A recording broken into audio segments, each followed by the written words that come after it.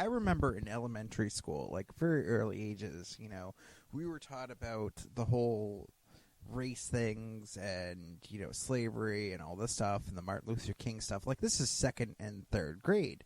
And it was drilled into us that, the teachers and stuff would go over at length, like why this was silly and stuff like that. So it's really disheartening to me, like 30 years later, I'm sitting here as an adult and I'm watching all the stuff on the media. And it's not just the cops and it's not, everyday society stuff, but a lot of it's portrayed by the media, our politicians in charge. It's like, we were taught when I was in school that, the whole race thing was just a silly thing and that it was to be ignored and, you just treat everybody like you were supposed to be treated. And now 30 years later, all of a sudden, race is a hot topic again. It's like, oh, now we're making a big deal out of race again. It's like, really? So all the shit that you were sitting here in school listening to that, Take another shot. Skin color is supposed I heard that. Well, and you're right. It's like, when you and I talk, I don't see a white guy. I just see Shane. But everything has to be about race now. Then you get Al Sharpton, who's like the biggest race baiter of all. And it sucks because Al Sharpton, I'm sorry, if I were Martin Luther King, I would seriously come back from the grave and kick him in his throat. I really would. Al Sharpton is the biggest race baiter, the race traitor in the world. Not race traitor, race baiter, race manipulator. He stirs up race stuff so badly. Honestly, the world will be a much better place when he dies. When him and Jesse Jackson finally die, this world will be a much better place. And the fact that our president goes to this guy and kisses his butt, has this guy in the White House all the time, he might as well have his own room. That makes me so disappointed and angry and frustrated. But then again, he went to the church of Jeremiah Wright, who basically preached the same things as Al Sharpton does. So so it's whatever. Al Sharpton just makes it 10 times worse. Al Sharpton sits there at all white cops and doing this, that, and the other. Meanwhile, in Al Sharpton, black on black crime still goes on to this day. I don't hear Al Sharpton saying nothing about that. Al Sharpton makes his living spreading racial discord. Well, if it and wasn't that's for, why. Go ahead. If it wasn't for Al Sharpton, and racism, he wouldn't have a job. He needs racism. He needs to keep it going. Yeah, exactly. And it's like, so it just goes to show, Al Sharpton, number one, he should not be called Reverend Al Sharpton, because you know what?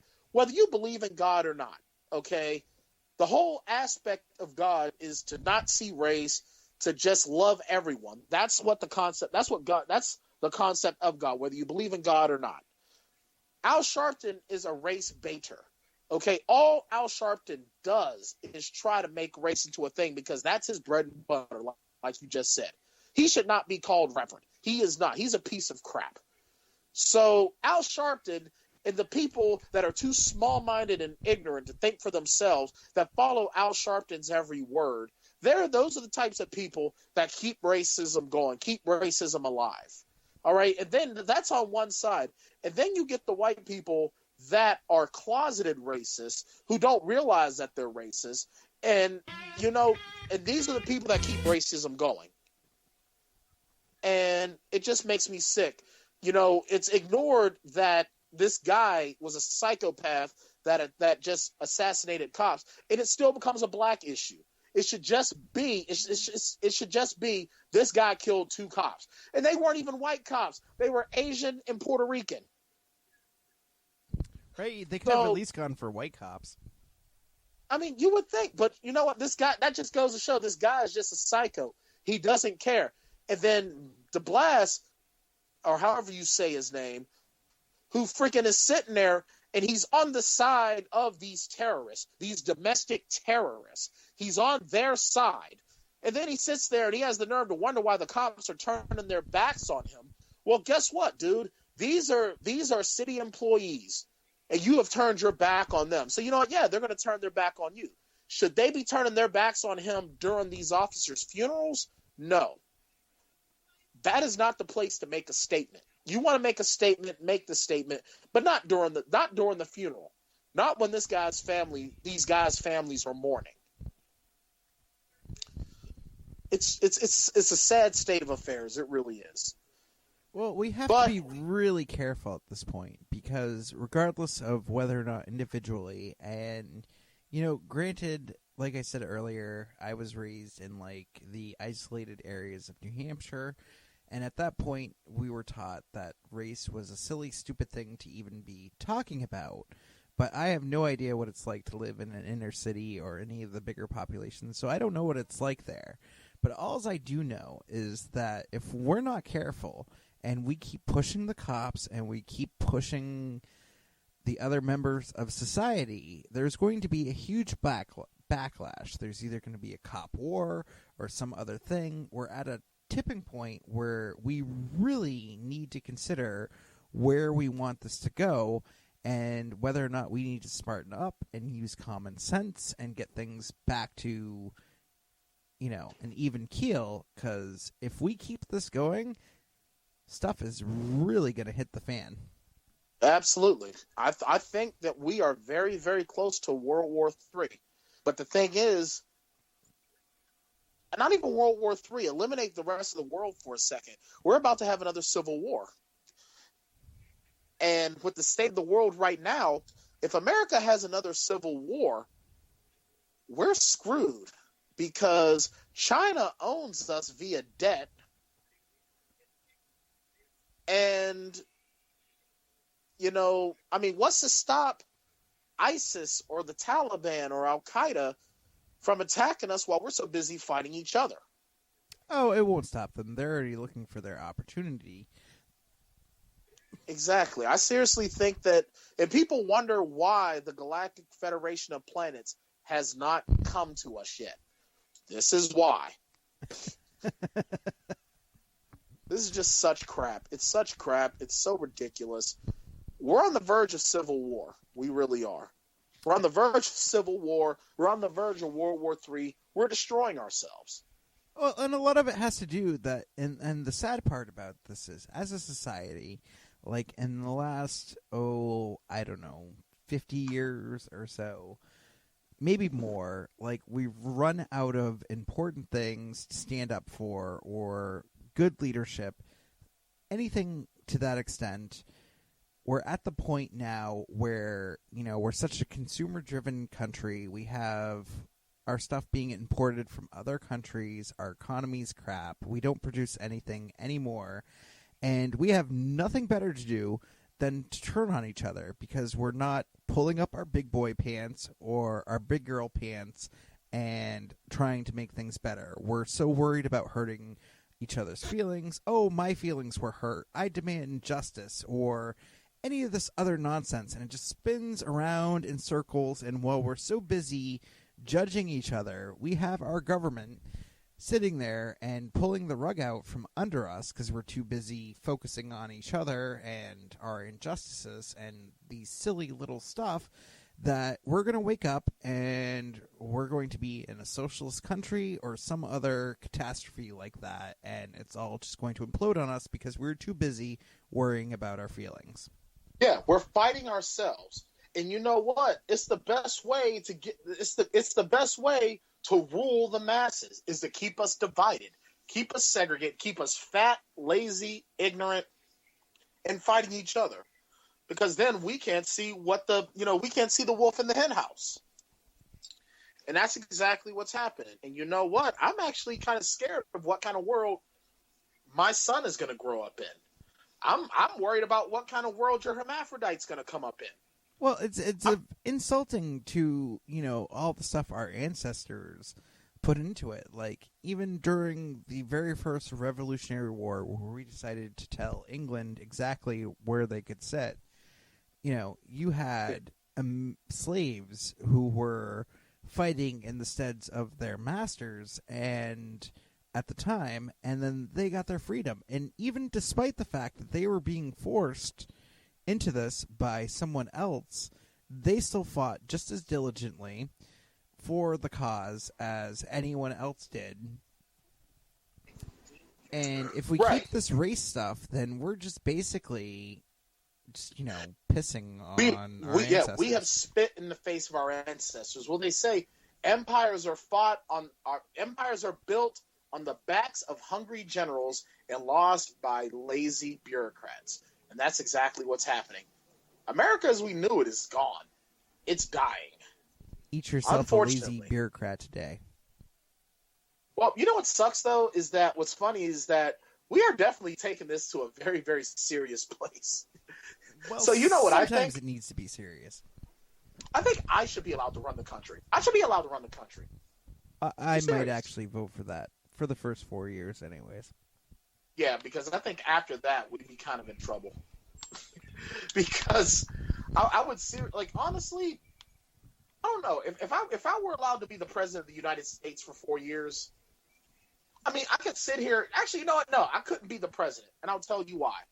Because if I don't play ball with the other parties, like Republicans and Democrats, then nothing I try to do is going to get done. I'm going to have to pull out veto power for everything. I'm going to have to be like the head of household from Big Brother and just keep using the power of veto to get my way. Well, see, that would be okay, and even the executive action. The problem is that I'm seeing with the current government the way that it is right now, is that's kind of what Barry is doing.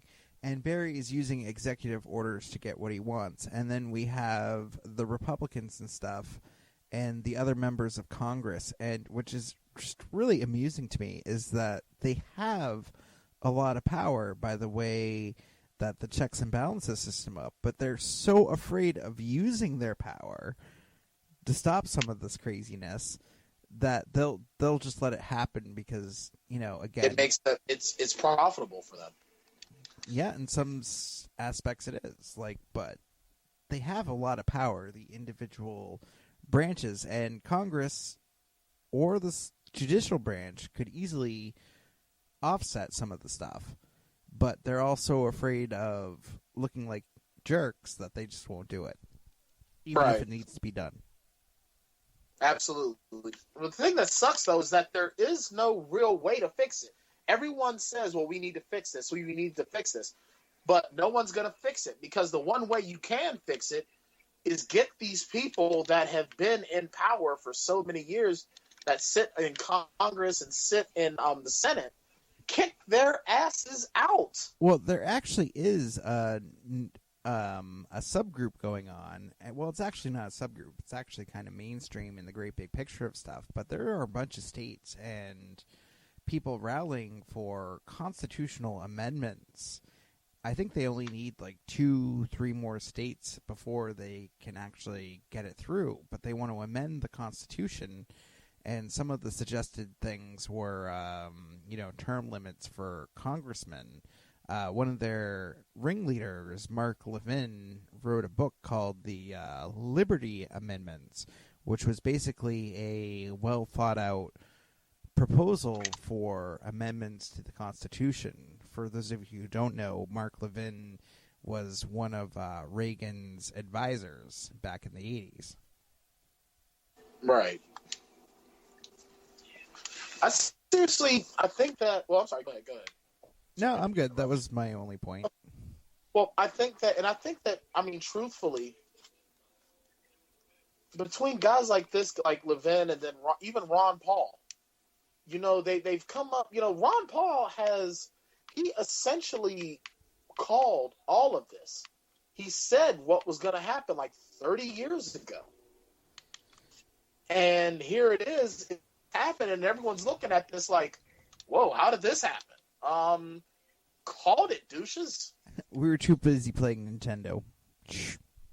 Yeah, or you know what? But the thing is that a lot of these politicians, they were too busy living fat and, having everything going their way. I mean, really, if I think that having term limits on the Senate and on Congress is definitely the way to go. Definitely the way to go. That's a great start. And we just have to keep going from there. Here we are, 2015, and we're no better than we were in 2008. This country hasn't been united since 2003. once the fear and everything of 9/11 finally wore off,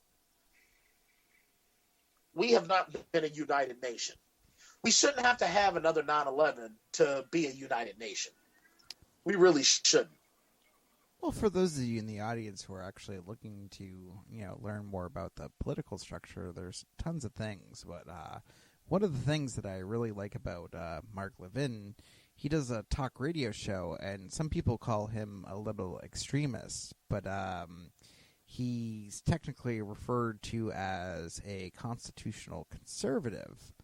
And one of the things that I really enjoy about listening to him talk is, as he's talking about all the current events and what's going on now and why they're issues and how they should be fixing them, he's also a history major. I think he's also has like full-on doctorates in a lot of the discoveries. But the things that I really enjoy about his show is that he goes back into the history of the country and discusses why things were made the way they were and why they were supposed to work. So he's not just sitting there saying, oh, these guys are idiots because they're doing this. No, he actually goes back and discusses the history of why the government evolved to where it is and how they're messing it up now.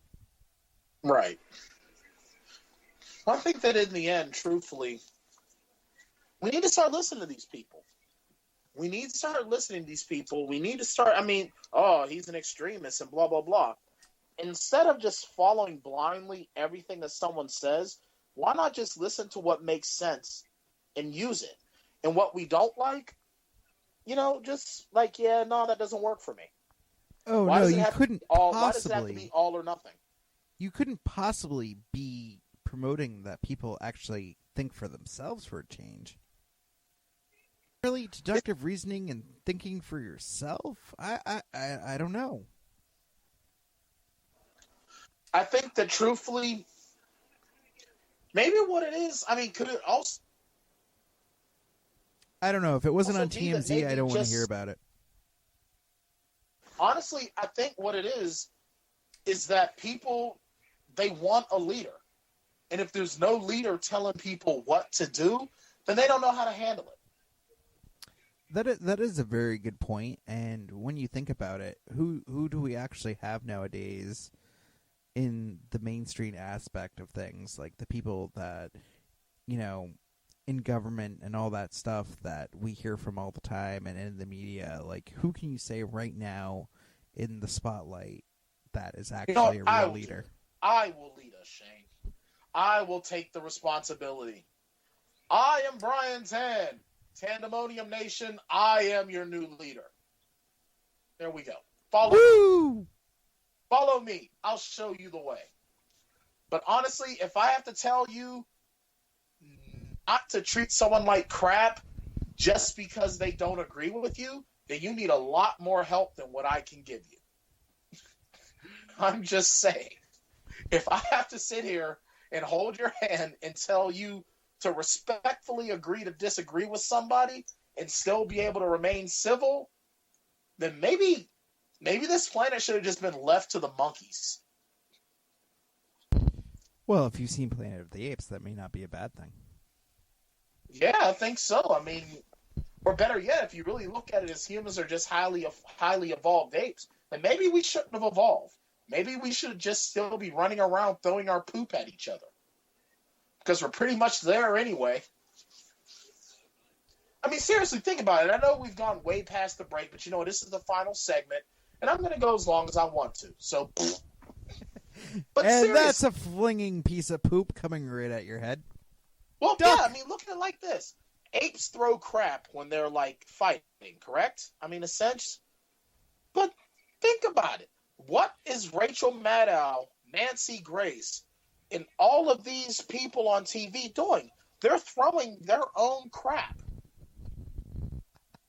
So we're no better than... Excuse me. We're no better than apes. Well, that would be really funny. For example, if we just settled all our disputes by instead of throwing words out there and saying this person did that, or the blame games, or oh, you're hurting my feelings, if we just threw our feces at them, I don't know, they would react they would probably just stroke out and die. Probably. But that might not be a bad thing. Maybe the fact that there's like so many billions of people on the planet, maybe that's another problem. We're just running out of space to just leave each other the hell alone. I don't know. You know what? As the new ruler of the world, at least of America, truthfully, what I say is be excellent to each other. That's quite deep. Why can't we just do it like that? Because in order to do that, we'd have to be less self-involved and less narcissistic. We're too narcissistic to do that. Unless we change it. Well, then you know what? Someone should just push the button, launch the big one, and just blow us all out of orbit. And let's start all over someplace else. How about that? I'd rather work on being less narcissistic myself. Okay, then. Well, then people just need to cut it out. Cut the bleep. That's right. For those of you who are planning on taking your last shot for the night, Shane has finally censored himself. All right, and that's about all the time we're going to have for the maiden voyage of Tanndemonium. Oh, my goodness. We've had a lot to go over, a lot to talk about. This has been fun. You've had fun? It's always a good time. Oh, man. I'll tell you, we just... What are we going to talk? What are we going to deal with next week? I mean, I'm telling you, there's a whole lot of crap that's going to go on between now and a week from now. So I'm pretty sure we're going to have some very fun stuff to go on and on about. For something interesting, all we have to do is wait a minute. That's true. I'm pretty sure in about 24 hours, something major is going to happen, and then we're going to have that. But before we and then we're going to make fun of it. Yeah, exactly. But there's actually one thing. I know we've gotten kind of serious with this last segment, but I'm actually going to get serious. Just a few days ago, we lost a man who was very, very influential in sports media. A guy who really, when he first came on the scene in the mid-'90s, I thought he was like the coolest sportscaster. I'm not going to sit here and fake and say that he inspired me to get into broadcast media, because he didn't. I didn't realize I wanted to get into broadcast media until about 4 or 5 years ago that I really realized it was something I wanted to do. But Stuart Scott made SportsCenter awesome. With terms like as cool as the other side. It's a term that I even use to this day. As cool as the other side of the pillow. Stuart Scott was just amazing in what he did. He made watching highlights from sports fun. He had a long battle with cancer, and you know what? He finally succumbed to it. And, at 49 years old, that's way too young to be dying this day and age. But, Stuart Scott was great at what he did. He was so dedicated to his craft that, he had, and I realized this, but I didn't realize it. And if you looked at him, you could tell that, he was blinded in one eye. And, on SportsCenter, Shane, they have teleprompters. Well, and I actually heard Stephen A. Smith talk about this morning, is on what the hell's that show called again? The show he does with Skip Bayless. It escapes my mind. But he said that Stuart Scott would actually learn and memorize everything in case he was having a bad vision day and couldn't see the teleprompter. So that goes to show that how important his craft was to him. And you know what? He's dead now at 49 years old. And, best wishes to his family, his children, and, anyone who, if someone is suffering from cancer, or if you have cancer yourself, my fiance is actually a cancer survivor. You know what? Don't give up hope. Keep fighting, because you know what? In the end, nothing is written in stone.